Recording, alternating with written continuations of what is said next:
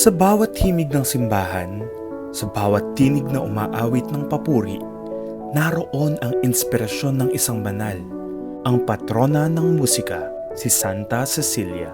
Isinilang si Cecilia sa Roma, mahigit 1,000 taon na ang nakalipas. Maganda, matalino, at mula sa mayamang angkan. Ngunit higit sa lahat, siya ay babaeng may matibay na pananampalataya. Sa murang edad, nangako si Cecilia na ibibigay ang kanyang puso at katawan sa Diyos. Ipinakasal siya kay Valerian, isang lalaki na hindi Kristiyano.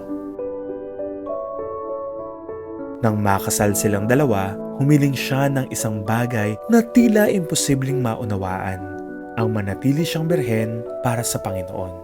Sa halip na pagtawanan o hindi intindihin, si Valerian ay naantig sa kanyang pananampalataya.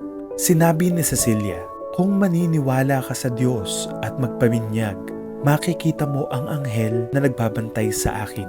Dahil sa kanyang katapatan, si Valerian ay nabinyagan at naging Kristiyano. Maging ang kanyang kapatid na si Tibortius ay sumampalataya rin. Magkasama silang naglingkod, nagbigay ng tulong at naglilibing sa mga Kristiyanong martir na pinapatay ng mga Romano. Ngunit dumating ang oras ng pagsubok. Nang madiskubre ang kanilang ginagawa ng mga Romano, sina Valerian at Tibortius ay hinuli at pinugutan ng ulo. At si Cecilia, kahit ikinulong, ay nagpatuloy sa pag-awit ng papuri sa gitna ng panganib. Hinatulan din ng kamatayan. 3 ulit siyang ginilitan sa leeg, ngunit patuloy siyang nabuhay ng 3 araw. Sa kabila ng matinding sakit, hindi siya tumigil sa pag-awit ng panalangin at pagpupuri sa Diyos. Ang kanyang huling salita, naway manatiling tapat ang mga puso sa Panginoon. At mula noon, ang pangalan ni Santa Cecilia ay naging simbolo ng musika at pananampalataya.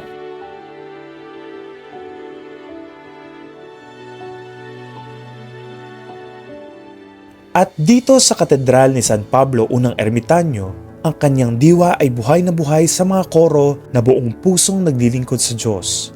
Ang bawat ensayo ay dasal, ang bawat nota ay alay, at ang bawat kanta ay isang kwento ng pananampalataya. Sa ilalim ng patnubay ni San Pablo Unang Ermitanyo, ang mga tinig ng katedral ay nagiging tinig ng komunidad. Pinagbubuklod tayo ng musika ng pagkakaisa, ng paglilingkod, at ng pananampalataya. Kapag umaawit tayo, hindi lang tayo tumutugtog ng himig, tayo ay nagbibigay buhay sa Ebanghelyo. Ang buhay ni Santa Cecilia ay isang paalala na ang tunay na musika ay hindi sa galing nasusukat, kundi sa lalim ng pusong nag-aalay nito. Sa huli, ang bawat tinig ay nagiging panalangin, at ang bawat awit ay nagiging tanda ng pagmamahal sa Diyos. Santa Cecilia, patron ng musika, ialay mo ang awit namin sa Panginoon.